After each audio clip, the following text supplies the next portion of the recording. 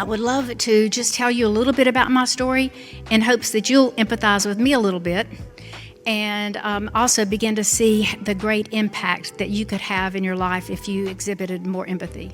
So I grew up in the mountains of North Carolina in a little town called Banner Elk. Anybody heard of it? It's a little ski resort area. And it is the town of the haves and the have-nots. There are very wealthy people that live up on top of the mountain, and there are the very poor that when I was growing up, many of the households there didn't have indoor plumbing. They had dirt floors. And I got to see both those types of homes because I was raised as one of Jehovah's Witnesses. And so from the time I was like third grade on, I was out knocking on doors like you've had Jehovah's Witnesses call on your door. And so I got to see firsthand those homes where the people were heating the house with coal, where they had dirt floors, where they didn't have indoor plumbing, outhouse out behind the house. And then I got to see the very wealthy people, some of the celebrities that lived on the mountain and their beautiful chalets. And I developed empathy for both of them. I started really developing empathy for people who were less fortunate financially. But then I got to see inside some of those homes and saw that the people in the very wealthy homes were not happy. And so I started developing empathy for them too. At the ripe old age of 25, being a Jehovah's Witnesses don't encourage a secular education much. So at 18, I got married. And that's what most Jehovah's Witnesses do. They get married very young. So by the age of 25, I was going through a divorce, had a 3-year-old daughter, and I decided, because I was crazy, that I was going to move to Nashville, Tennessee and be a star. I was leaving Jehovah's Witnesses and leaving behind my ex-husband and my family, and I was going to move to Nashville to be a star. I'll tell you what I had, or actually what I didn't have with me to move to Nashville.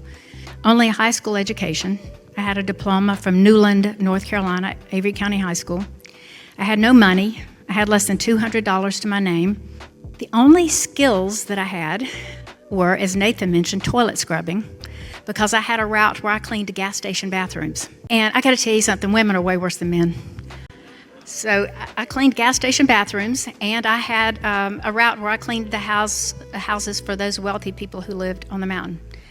That's the only work that I had done. And I worked part-time for my dad's construction company as a receptionist. Let's see, what else did I not have? I had no assets.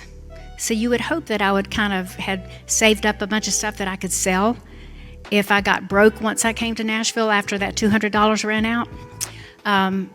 But I didn't. Anyway, I decided to move to Nashville, and at that time there was a TV show called You Can Be a Star, and it was a singing contest where and it was at the Grand Ole Opry. It was televised nationally here. So I came out first to audition for that show, and y'all, I came in third place in a contest that only had 3 contestants. So I came in last place, and I still thought that I had the goods. I still thought I was going to come here and be a star. So I brought my only asset. I had some beat up old furniture that I gotten from yard sales, and I had a car. So my car, I paid $1 for, and everybody who saw her said I got ripped off.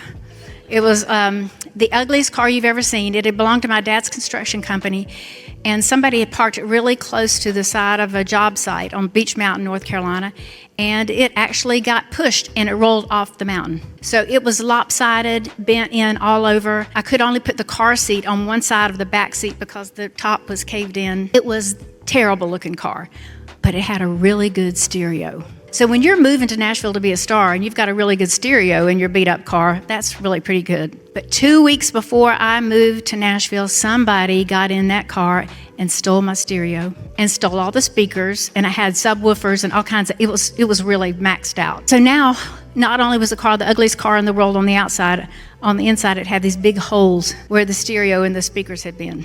I've said it a million times, I would love to buy that car back right now, and I would drive her all over this town very proudly, because she got me here, and that was a game-changing move.